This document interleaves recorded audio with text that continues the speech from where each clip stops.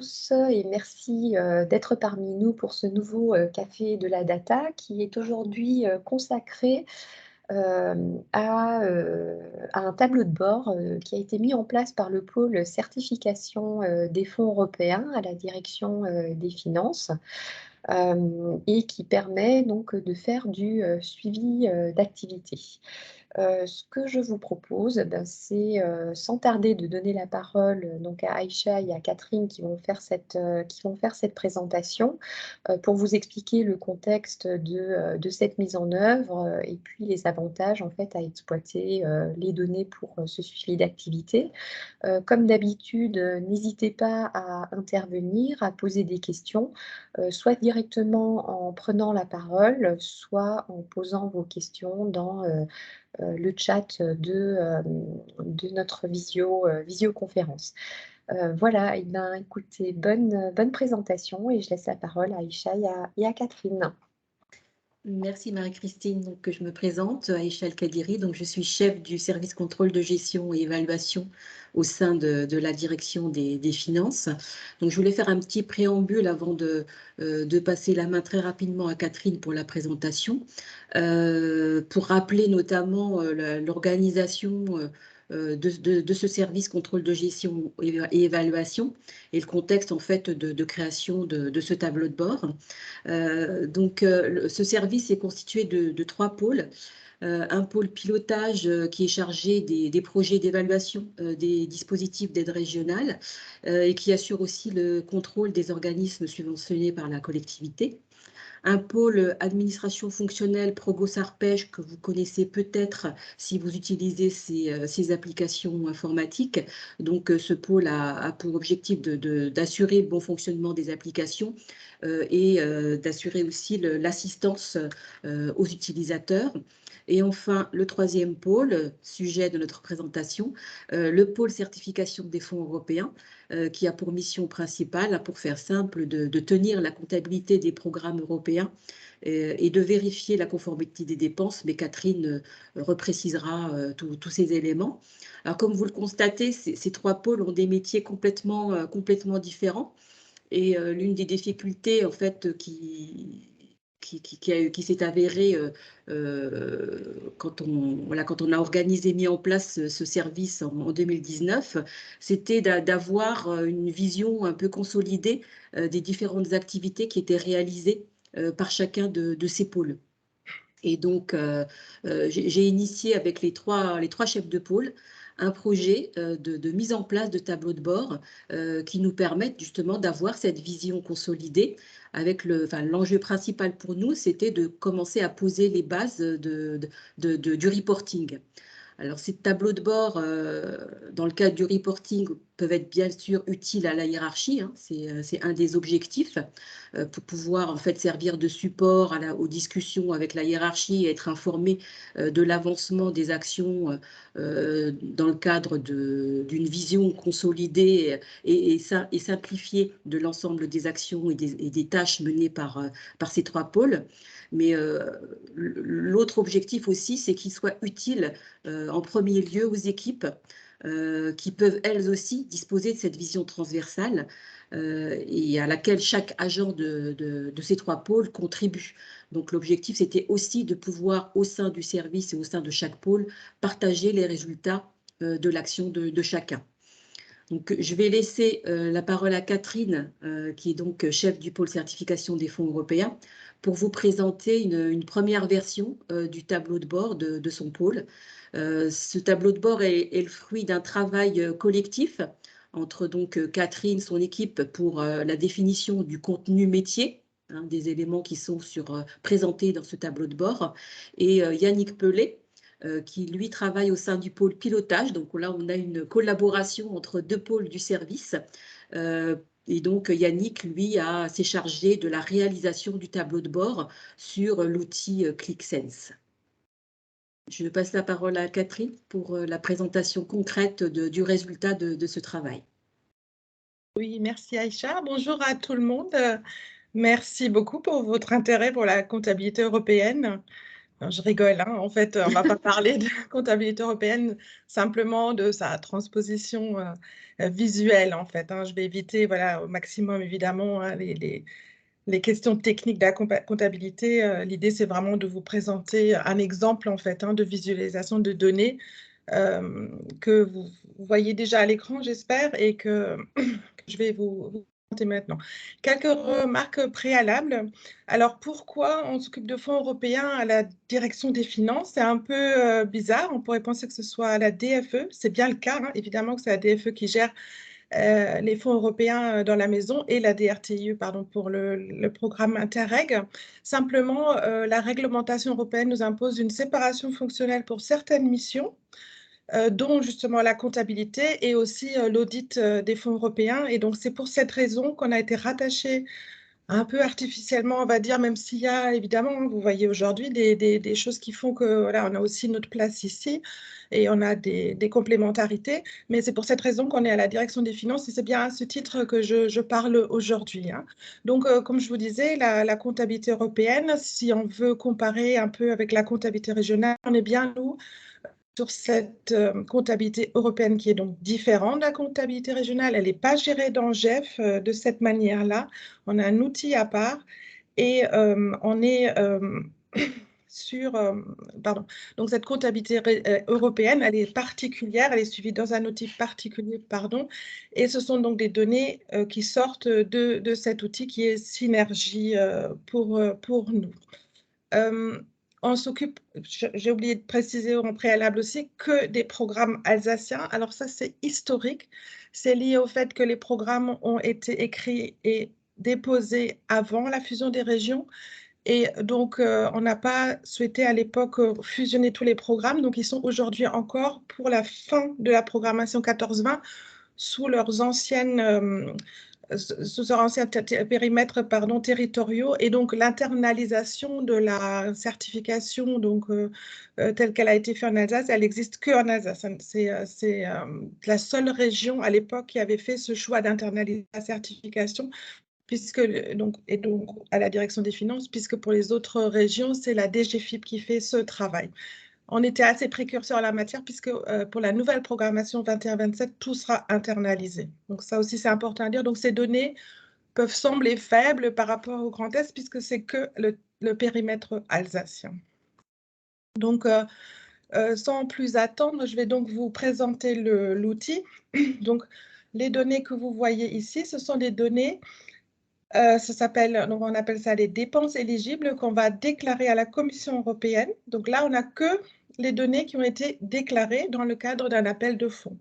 Puisqu'en fait, la région va avancer l'argent et la Commission nous rembourse sur la base des dépenses éligibles qu'on va déclarer et elle nous rembourse à un certain taux ce qu'elle nous doit en fait. Et donc, vous avez ici, donc sur la première entrée qu'on a appelée tout fonds. Donc là, on a une synthèse en fait de toutes les données, de tous les programmes dont nous, on s'occupe. Et donc, on peut voir ici un certain nombre de visualisations de données sur la base donc, des données qu'on a dans notre outil Synergie. Et donc, ici, vous voyez, pardon, les différentes maquettes. Donc, on voit que le poids, hein, là, on peut en fait voir le poids de chaque programme par rapport aux autres, en fait, hein. Donc, on voit que le programme Interreg, le programme FEDER, Alsace, ce sont les plus gros programmes dont on s'occupe. Mais en soi, voilà, ça, c'est une donnée, en fait, qui est stable, qui ne change pas, puisque c'est la maquette, c'est ce qui est conventionné avec la Commission. Et par contre, ce qui est plus intéressant... Ah, pardon, je fais une bêtise. Pourquoi ça me fait ça? Je recommence, excusez-moi.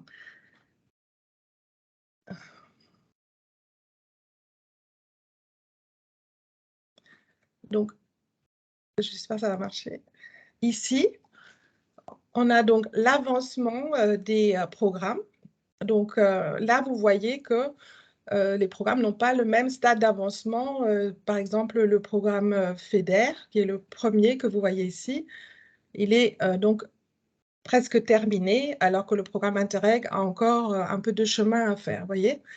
Et donc, ça nous permet, en fait, en un graphique, de prendre conscience de cette donnée. Alors après, c'est toujours comme ça avec les données. Pourquoi c'est comme ça? Voilà. Après, il faudrait un peu expliquer que, par exemple, le programme IEJ, il a commencé un peu plus tard, donc c'est normal qu'il soit moins avancé. Voilà. Après, il y a évidemment des éléments de contexte à fournir. Sur le graphique, ici à droite, vous avez un peu... pardon, donc ici, vous l'avez en montant, et ici, vous l'avez en pourcentage. Hein. Donc, le programme FEDER, il est à 95% de son exécution. C'est normal, on a commencé en 2014.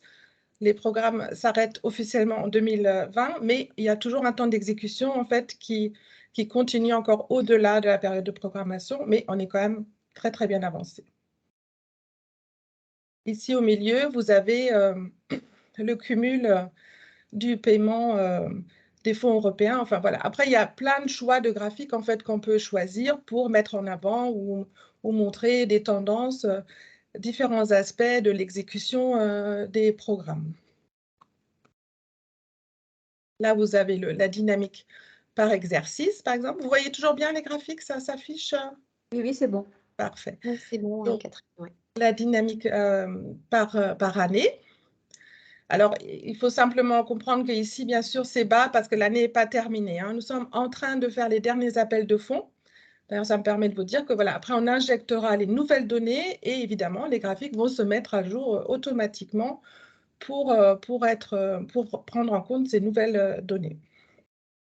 Alors ici, on a encore essayé de montrer autre chose.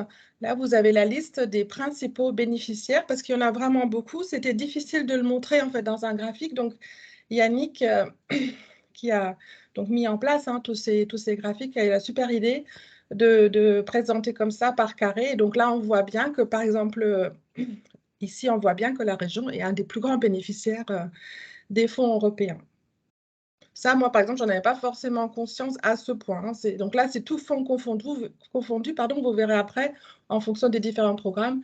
Ça varie évidemment. Il y a des programmes qui sont plus sollicités par la région que d'autres. Donc en haut, vous avez des petites, j'appelle ça des pastilles, qui vous disent voilà, où on en est aujourd'hui, combien a été versé, le nombre de dossiers traités, le nombre de paiements, on l'appelle paiement ici, mais c'est en réalité les CSF, pour ceux qui connaissent, qu'on a traités depuis le début de la programmation, sur tous les programmes dont nous on s'occupe. Hein. Et puis on a fait une entrée région, parce que c'est quand même une question qui nous est souvent posée par la hiérarchie. Et donc là, de nouveau, voilà, on voit que, là, ce que je vous disais, on voit que c'est beaucoup le FSE qui est sollicité par la région, mais le FEDER pas mal aussi. Et on a même une entrée ici, listing, pour voir les différents projets. Donc, on peut cliquer ici dessus pour voir les différents projets. Alors là, c'est souvent, voilà, Interact, c'est le moins de projets, mais par exemple pour le FSE, voilà, vous voyez qu'il y en a beaucoup en matière de formation, avec notamment les PRF, etc. Donc on a même une entrée, on peut tout de suite voir quels sont les projets à maîtrise d'ouvrage régionale qui ont été soutenus par le FSE Alsace. Voilà, voilà pour l'entrée tout fond qui est donc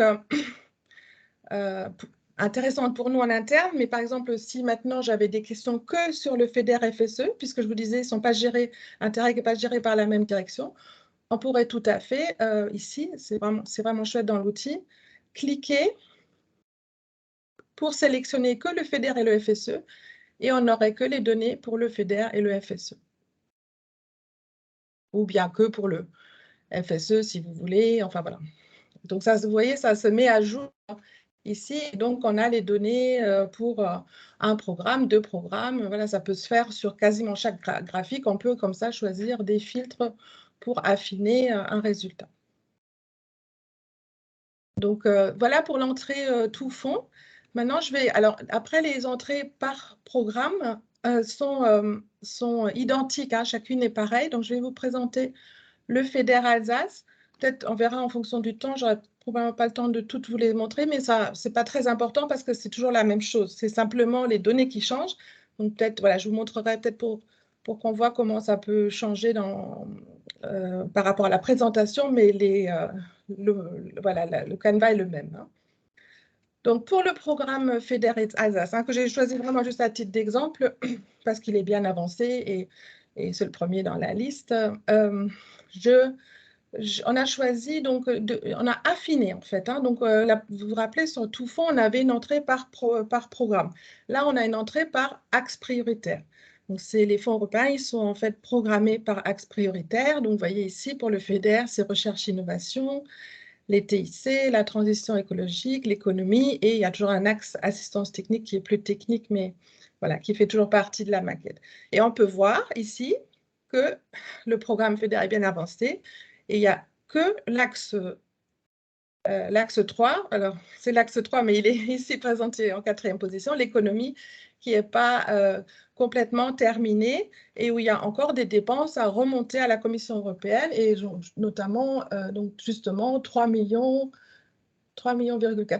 millions d'euros, 3 910 000 euros, pardon, à déclarer encore à la Commission européenne. Donc, ça permet très simplement, en fait, de voir que voilà, c'est là où il y a encore un peu de marge. Donc, sur le graphique à droite, vous avez la même dynamique que pour les tout fonds. Donc, on voit qu'on est vraiment dans une montée en puissance progressive. On pourrait penser qu'on est un peu sur la fin, que ça descend, et non, ça monte, et c'est d'ailleurs de pire en pire. Puis c'est normal, au début, l'exécution, elle se met en place lentement, doucement, et après, voilà, ça monte parce que les dossiers, en fait, ce qui se passe, c'est que les dossiers sont programmés, et le temps qu'ils remontent les dépenses et demandent des remboursements, il se passe un certain temps puisqu'ils doivent mettre en œuvre leur projet. Donc là, on voit bien que cette montée en puissance, pareil, la dynamique de réalisation, on a eu un vrai pic en fin 2020. C'était aussi un peu lié à la crise. Il fallait payer les bénéficiaires, il fallait rentrer de l'argent pour les projets à maîtrise d'ouvrage régionale. Donc, en fin 2020, on a eu un grand pic de traitement, mais voilà, la tendance reste quand même vers la hausse. Là, vous avez aussi la liste des principaux bénéficiaires. Voilà, c'est un peu sur le même modèle. Et ici, on a un indicateur. Donc, ça, c'est des données qu'on a injectées en plus des données qui sortent de CIFA pour justement faire des rapprochements. Donc, ici, on a intégré un indicateur qui s'appelle dégagement d'office, que je ne vais pas expliquer, mais qui est un indicateur important dans la gestion des fonds européens et qui permet en fait de fixer des objectifs de réalisation. Donc, la Commission nous fixe un objectif et alors, on ne voit pas tout, je suis désolée. Si vous voyez, enfin, si, on voit, t'inquiète, on voit. Vous voyez, pardon, moi je ne vois pas tout, mais vous voyez qu'on a largement atteint cet indicateur puisqu'on est à 150%. Donc, il n'y a pas de risque ici, mais si maintenant on était en dessous, on pourrait le faire afficher en rouge. Enfin, voilà, on pourrait mettre des alertes pour dire attention, il y a encore cet indicateur à réaliser d'ici la fin de l'année, etc. Donc, ça, c'est un indicateur important. Donc, il est, comme dit, injecté en parallèle. Et c'est une des rares données qu'on a injectées en parallèle parce qu'on a essayé, quand on a construit ce tableau, de faire vraiment au plus simple. Donc, on utilise un seul tableau qui sort de Synergie, plus donc certains indicateurs comme le dégagement d'office, comme la maquette pour pouvoir faire justement l'avancement. Et c'est quasiment tout. Yannick pourra peut-être, d'un point de vue technique, on a essayé de faire au plus simple pour qu'il n'y ait pas trop d'intervention de notre part pour justement mettre à jour. Donc, on a ici aussi un onglet qui s'appelle « Rejet ». Donc ça concerne plus notre activité de contrôle. Donc, on vous disait, voilà, on s'occupe de la comptabilité, mais on doit aussi garantir la légalité des dépenses aujourd'hui. Donc, on est obligé par la réglementation et voilà, pour une bonne gestion, de faire un certain nombre de contrôles sur les demandes de versement qu'on nous adresse. Et donc, quand il y a un souci, on va en fait rejeter pour que ce soit refait. On ne peut pas nous modifier en fait les données. Et donc, ça nous permet d'avoir un indicateur dans le tableau qui est la version du CSF qu'on a utilisé ici pour justement visualiser les taux de rejet. Donc, dès qu'il y a un taux de rejet, dès qu'il y a une version 2, on va partir du principe qu'il y a eu un rejet. Et ça nous a permis en fait de visualiser les rejets par année, par axe, par service instructeur. Et donc, je trouve que c'est assez parlant. Il faut juste faire attention parce que donc là, c'est présenté en rouge et en vert. Ce n'est pas parce que c'est rouge que c'est là, il faudra peut-être qu'on retravaille les codes couleurs. Ce n'est pas parce que c'est rouge que c'est dramatique, on va dire, hein. C'est l'outil qui va en fait graduer. Voilà, encore une clé de lecture où on doit être vigilant. Voilà. Alors ici, il y a quand même pas mal de rouge parce qu'en début de programmation, on a eu des rejets techniques. C'est-à-dire que l'outil, donc Synergie, était tout nouveau et faisait pas mal de bêtises. Et donc, on a dû rejeter pour rattraper ces erreurs de l'outil. Donc, vous voyez qu'après, l'outil a appris et fait mieux aujourd'hui. Et donc, aujourd'hui, ça se passe beaucoup mieux. Je dirais que c'était environ 50% des rejets, hein. Au début, c'était des rejets outils. Donc, c'était très important. On a appris à l'outil à mieux faire, hein. Donc, c'est pas, ça ne veut pas dire que le travail était mal fait, c'est que voilà, il fallait ajuster. Et donc, on voit bien qu'il y a une évolution importante sur le temps, hein.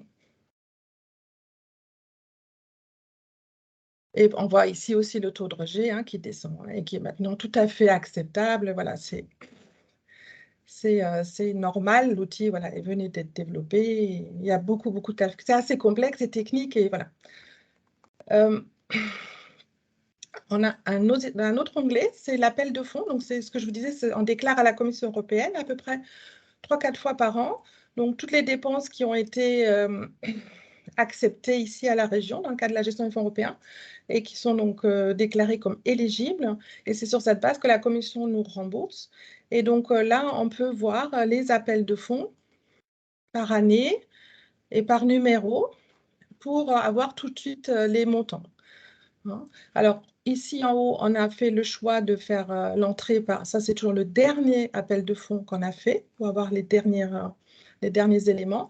Mais on peut tout à fait, ici, pareil, filtrer pour dire comment ça s'est passé en 2020.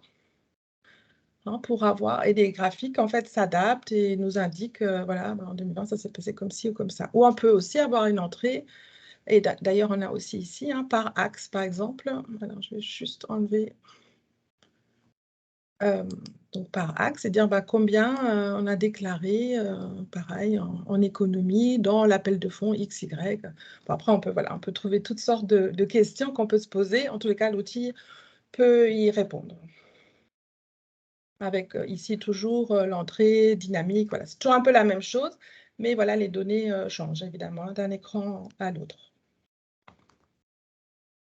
Et on a une dernière entrée, ça c'est juste pour être complet, c'est notre côté comptable, parce qu'on a un mécanisme qui s'appelle les comptes annuels. Donc les comptes, en fait, sous la programmation précédente, les appels de fonds étaient déclarés en continu. Aujourd'hui, on a en fait un exercice comptable qui est apuré tous les ans par la Commission. Donc, il y a en fait des corrections qui sont apportées pour que l'exercice comptable soit tout de suite propre et on peut le mettre un peu de côté, on l'oublie. Et donc, voilà, il y a des corrections qui interviennent à un moment donné pour que les dépenses soient au plus juste. Donc, ça, c'est des données qui ne sont pas très intéressantes parce qu'on n'a pas beaucoup de corrections, même ça peut sembler beaucoup, mais dans la masse, ce n'est pas énorme. Simplement, on ne peut pas utiliser ces données pour faire tous les tableaux de bord parce qu'il y a un décalage d'un an. C'est-à-dire que quand vous avez ici dépenses comptabilisées dans un appel de fonds, ce n'est pas le même montant que sur les appels de fonds parce qu'on a des données que jusqu'en 19-20. Les comptes 20-21 sont en cours d'examen. Donc voilà, il y a un décalage d'un an sur ces données. Donc on n'a pas pu... L'idéal, ça aurait été de les utiliser pour tout, mais on ne pouvait pas. Donc on a créé un onglet à part.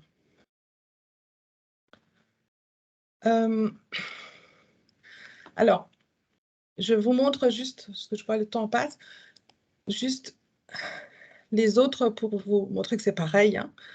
Donc, vous voyez là, le taux d'avancement, il est différent. Les graphiques sont différents, mais après, c'est la même chose. Il y a les mêmes, on peut avoir les rejets pour le programme Interreg, pour FSE, etc. Voilà. Ça se présentera de la même manière, simplement, voilà, c'est un autre programme, donc c'est notre vie, hein, c'est complètement autre chose. Alors, je crois que je vous ai tout montré, je ne sais pas. De toute façon, hein, n'hésitez pas à poser des questions. Ou peut-être que vous voulez déjà poser des questions maintenant, comme ça encore. Oui, alors merci beaucoup Catherine, hein, pour cette présentation qui est vraiment complète et qui nous montre aussi finalement la complexité de cette démarche de certification des fonds européens. Mais en tout cas, je trouve ça vraiment hyper intéressant parce que ça permet effectivement d'avoir une vision globale, synthétique, mais également détaillée par fonds et vraiment pour vous de gérer finalement aussi votre suivi. Donc ça, c'est vraiment très intéressant. Et en plus, graphiquement, je trouve ça vraiment très, très réussi. Donc un grand bravo à Yannick au passage pour la réalisation. Moi, j'avais une question, je ne sais pas s'il y en a, mais c'était par rapport au rythme de mise à jour en fait, que vous effectuez sur l'application. Il est de quelle fréquence en fait? Alors, le choix qui a été fait, c'est de donc, prendre vraiment que les données, c'est des données qu'on a déclarées à la Commission européenne, donc elles sont consolidées, on ne peut plus revenir dessus, donc on fait en fait une mise à jour à chaque appel de fonds. Et c'est, Yannick me corrigera si je me trompe, mais en réalité, c'est juste une simple injection des nouvelles données, hein. Il n'y a pas à intervenir, rien à changer, ou pas grand-chose en tous les cas. C'était le postulat de départ de dire qu'il faut que ce soit très facile à mettre à jour pour que voilà, ce soit vivant et qu'on l'utilise vraiment. Donc, c'est à peu près 3 à 4 fois par an. En fonction des appels de fonds, ils sont pas, enfin, il n'y a pas de rythme obligatoire, mais c'est le rythme qu'on a à peu près. Donc, en décembre, en avril et à la rentrée, en règle générale. D'accord. Est-ce qu'il y a d'autres questions? Oui, moi j'ai une Stéphanie? question. Merci beaucoup, Catherine, pour cette présentation. Du coup, l'outil aujourd'hui qui est présenté, c'est sur ClickSense, c'est ça? Parce que j'ai raté le début. C'est ClickSense qui permet de développer ça et c'est vraiment à votre main, c'est-à-dire que vous avez les graphiques, les tableaux que vous souhaitez. C'est vous qui avez conçu qu'est-ce qu'on veut présenter ou est-ce que ClickSense propose des trucs tout prêts, par exemple? Non, non. Non, non, en fait, je me permets de répondre. Oui, Voilà, j'entends très bien, Yannick, Catherine. vas-y, réponds. En fait, ClickSense, c'est un outil. L'outil est au service en fait du projet hein, de l'équipe, mais la conception graphique, c'est bien à l'équipe de la préparer en fonction des objectifs que l'on souhaite atteindre à travers la mise en place du tableau de bord. Donc, il faut vraiment distinguer en fait le projet, l'objectif qu'on a, l'outil qui permet en fait de le faire et les données qui sont une entité encore à part et qui doivent permettre en fait l'exploitation d'être exploitées en fait en fonction de l'objectif qu'on veut atteindre. C'est vraiment un triptyque en fait, hein. L'outil n'est qu'une partie. L'objectif et l'expression du besoin, c'est essentiel et l'exploitabilité des données est évidemment extrêmement important aussi, essentiel aussi en fait. Voilà. Yannick, je ne sais pas si tu veux compléter, hein, mais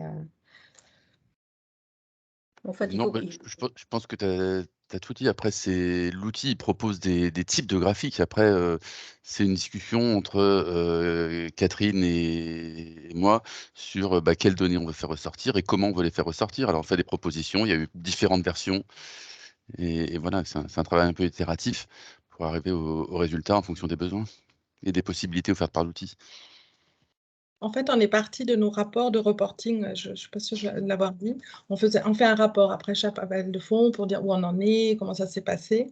Et au début, c'était que des chiffres. Et c'est Aïcha qui m'a dit, ce serait bien de mettre des graphiques, c'est plus parlant. Donc, on a commencé à mettre des graphiques et après, on a essayé de transposer ces graphiques dans l'outil. Alors, il y a des choses qu'on n'a pas pu faire parce qu'on n'avait pas ces données dans l'export, hein. Donc, on a fait le choix de dire, tant pis, on ne mettra pas ou on mettra à part, mais on n'essaye pas de changer l'outil ou de rajouter d'autres bases de données. Voilà, on a voulu rester au plus simple, hein. Par exemple, le taux de rejet, on l'a, mais on n'a pas le motif, hein. C'est pour ça que je vous ai dit, bon, c'est beaucoup des motifs, un motif technique. Mais si je ne vous l'avais pas dit, vous auriez dit, oh là là, mais c'est terrible, ça fonctionne mal.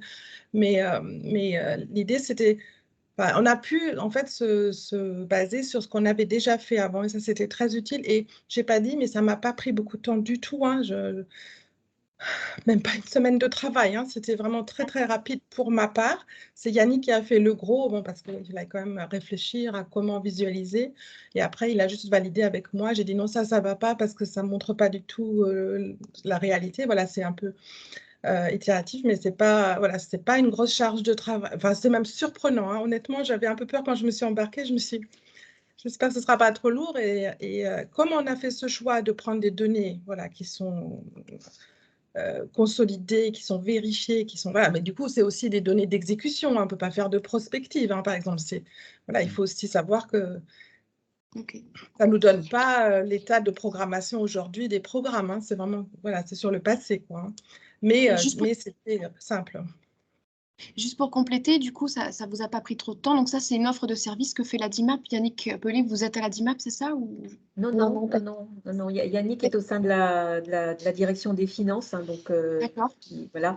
Et en fait, il a été formé à l'utilisation, enfin au paramétrage et à la conception de tableaux de bord dans ClickSense. Donc voilà, il est en capacité de faire ce travail en interne et bien évidemment, voilà, c'est toujours en lien aussi avec la DIMAP en cas de besoin, voilà, de questions techniques. En fait, en termes d'offres de services, simplement pour préciser à Stéphanie, en fait, on a 3 niveaux d'offres de services. Nous, on assure au niveau de la DIMAP, en fait, la gestion avec de l'outil, en fait, hein, de ClickSense. Donc, en fonction des cas de figure, c'est dans l'équipe, on développe, en fait, les applications au service, en fait, des directions qui font la demande. Donc, c'est une possibilité. Soit en fait on fait appel à un prestataire externe et on accompagne en fait le service dans la réalisation, soit troisième cas de figure, en fait les directions ou les services ont des besoins récurrents et donc ça justifie en fait des compétences en fait au sein de ces directions-là pour être autonome et ça c'est vraiment le cas maintenant de la direction des finances. Après rien n'est exclusif en fait. On peut aussi être dans un cas de figure où la direction, certes, est autonome, mais est devant un cas de figure où c'est vraiment très compliqué et où en fait, l'externalisation est nécessaire, soit par manque de temps, soit par complexité, soit par délai de réalisation vraiment très très court. Voilà, donc c'est un peu les 3 cas de figure et l'offre de service en fait qu'on a essayé de déployer avec l'idée aussi petit à petit de développer en fait un réseau des acteurs de la data au sein de la région de manière à ce qu'on puisse aussi favoriser ce partage d'expérience.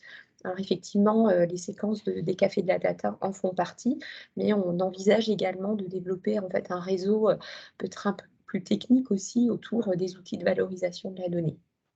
Du coup, je vais passer la parole à Arnaud, voilà, qui a levé la main depuis un petit moment. Ouais, merci. Merci, mais en fait, j'avais 2 questions, mais ma première question, elle rejoint la question qui vient d'être posée.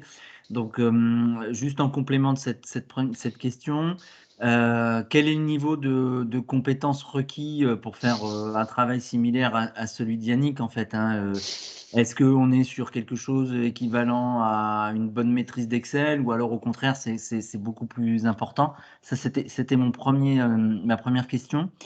Et ma seconde question, c'était de savoir si, enfin d'abord, j'ai oublié en préambule de vous remercier pour la présentation parce que c'est hyper intéressant.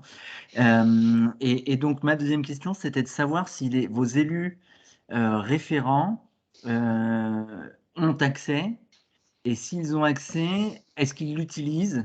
Voilà, parce que c'est hyper intéressant. En plus, on voit qu'on peut descendre à des niveaux de strates assez précises. Donc, ça répond à beaucoup, beaucoup de questions. Et je me demandais si les élus s'étaient approprié l'outil, en fait. Alors non, la réponse est non. Mmh. Parce que, alors, c'est tout nouveau, hein. Je ne vous ai pas dit, en fait, la réflexion a commencé à l'été 2021 et on a travaillé dessus vraiment en fin d'année et puis on l'utilise depuis les appels de fonds de décembre, hein. Maintenant, la vraie difficulté qu'on rencontre, c'est la lecture de ces graphiques, c'est-à-dire que il faut que ce soit suffisamment clair pour celui que ce soit un élu ou la hiérarchie, qui va aller le consulter pour qu'il comprenne bien où on en est, quoi, en fait, hein. C'est pas, voilà, il ne faudrait pas qu'il interprète mal Mais il n'y a pas le la donnée. contexte. C'est ça. C'est ça. C'est-à-dire Ouais. que quand on dit là, aujourd'hui, je dis ici, on est à 95% sur le FEDER, l'élu va dire youpi, j'ai encore 5% de l'enveloppe. C'est pas vrai, parce que nous, on est sur des données qui sont, voilà, qui sont dans le passé, et entre-temps, il s'est passé énormément. C'est un peu le problème de la DFE, elle doit tout le temps fournir en fait des données, déjà même pour l'avenir, alors que nous, là, c'était confortable, c'est sur des données comptables, c'est comme un peu comme le compte administratif, en fait, hein. C'est assez... voilà, c'est assez figé, quoi. Donc, il y a cette difficulté particulière. Après, c'est aussi voilà, très technique. Est-ce que c'est vraiment lisible? Mais je pense que l'idée, c'est quand même ça à la base, hein, c'est de permettre à la hiérarchie, aux élus, enfin, ceux qui pourraient être concernés par les données, d'y avoir accès en direct, en fait, hein. Donc, ce que nous, on fait, on peut choisir, on peut prendre les graphiques, on peut les prendre et les mettre dans un rapport papier, et on va mettre le contexte, hein. Nous, on fait ça pour l'instant. Et, Oui, Mais ce n'est pas l'idéal. oui, ce que je voulais effectivement, compléter. Oui, pardon, Marie-Christine, je t'en prie. C'est ce que je voulais compléter en fait. Il y a la possibilité en fait d'exporter en fait les graphiques que vous avez dans la database, hein, graphique par graphique, KPI par KPI ou autre, et de les exporter On ne t'entend plus. Ouais, c'est bloqué. ou autre. Donc ça peut quand même être très très intéressant et c'est effectivement assez automatique. Ouais. Et Et pour répondre en fait à l'accessibilité en fait de la database, alors celle-ci spécifiquement, je crois qu'elle n'est pas partagée très très largement hein, non. dans l'environnement ClickSense. Par contre, de nombreux autres tableaux de bord existent et l'accessibilité en fait à des sphères différentes est définie avec le porteur de projet. Si vous n'avez pas accès à cet environnement, en fait, vous pouvez nous le demander et découvrir en fait d'autres tableaux de bord qui sont réalisés avec d'autres directions et qui sont, selon les cas, accessibles à tous ou plutôt réservés en fonction de la sensibilité ou voilà. Ce que je voulais ajouter aussi par rapport à cette question de diffusion et d'usage du tableau de bord, c'était que celui-là, en tout cas, il avait pour objectif vraiment d'être utile à l'équipe métier et on va dire à la hiérarchie directe. Voilà, parce qu'effectivement, vous avez vu, hein, il est assez riche, il donne vraiment une vision très précise de l'ensemble de l'activité et de la gestion et de la certification des comptes. En revanche, on peut très bien imaginer utiliser les mêmes données, mais avoir une présentation autre, différente, un autre tableau de bord, peut-être plus simplifié, avec peut-être aussi des ajouts de commentaires ou autres, et qui permettrait en fait d'être diffusé à un public plus large et moins aguerri en fait dans le domaine. Ça peut tout à fait être envisageable, et c'est tout l'intérêt en fait de ce type d'outil, c'est que sur la base des mêmes sources de données, on va pouvoir capitaliser sur cette exploitation de données et présenter des visions complètement différentes en fonction du public cible et puis de l'objectif recherché, quoi. Et sur la technicité pour pouvoir être capable de faire ça, en termes de Il faut se formation. former. Ouais. Je vais essayer de répondre. Moi, je suis pas informaticien à la base, donc j'avais pas de connaissances. J'ai jamais écrit une ligne de code, par exemple. Le plus dur là, sur cette application, c'est d'avoir, enfin, sur les applications générales, c'est d'avoir un cadre de données qui soit suffisamment stable et fiable. Alors les données, on les a un peu retravaillées, c'est-à-dire que j'avais des très grands tableaux au départ. J'ai dû refaire certains calculs dans les tableaux pour arriver à, voilà, mais c'est des colonnes supplémentaires. Après, au niveau de l'application, j'ai pas, enfin, c'est assez intuitif.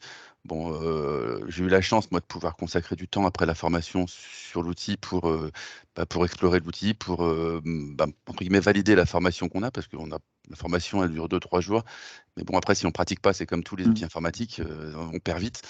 Voilà, après, ça peut devenir très, très technique. Mais là, en l'occurrence, sur celle-ci, j'ai pas eu des besoins. Enfin, voilà, ça a été quoi. Mais Okay. faut pas avoir, enfin, pas nécessairement être informaticien. Après, assez vite, ça peut demander, oui, ben, d'avoir recours soit à la DIMAP, soit enfin, à des profils spécialisés, quoi. Merci, Mais en tout cas, sachez qu'on organise des sessions de formation, alors 2 maximum par an, Par contre, c'est vrai qu'il faut quand même justifier d'un usage voilà, avéré hein, en fonction des directions ou des services. Voilà, pour vraiment suivre cette formation. Parce que si c'est pour la suivre et puis ne pas utiliser en fait l'outil derrière, c'est vrai que c'est un peu dommage, dommage quand même. Mais ça, n'hésitez pas à revenir vers nous pour en discuter. Et puis pour avoir accès aussi et explorer un peu tous ces tableaux de bord qui existent pour que ce soit inspirant pour vous et que vous puissiez vous-même réfléchir en fait au potentiel d'exploitation des données, de tableaux de bord et des besoins que vous avez et de l'appui en fait, que ça peut vous proposer. Il est 9h42. S'il n'y a pas d'autres questions, je vous propose de nous arrêter là. Je pense que Catherine, Aïcha, Yannick sont évidemment à disposition pour des questions complémentaires. N'hésitez pas à leur poser toutes les questions nécessaires. De notre côté, à la DIMAP, il en est de même. N'hésitez pas à revenir vers nous. Voilà, je crois que c'était vraiment très, très intéressant. Je suis très heureuse en fait des questions qui ont pu être posées, qui montrent vraiment l'intérêt de mettre en place ce type d'outils. On vous donne rendez-vous le mois prochain. Alors, a priori, ce sera le 20 mai. On sera sur un sujet un peu différent et sur des outils sans doute différents, puisqu'en fait, on propose de vous présenter en fait plutôt une web carto en lien avec les enjeux sur l'eau. Donc, on va revenir un peu vers des sujets plus environnementaux. Mais je vous préciserai ça, tout ça dans un message à venir. En tout cas, sachez que vous pouvez avoir accès à cette présentation en replay puisqu'elle était enregistrée. Voilà. Un grand merci à tous et à très bientôt. Merci. Au revoir. Merci. Merci à vous. Merci, bonne journée. Au revoir. Au revoir. Au revoir.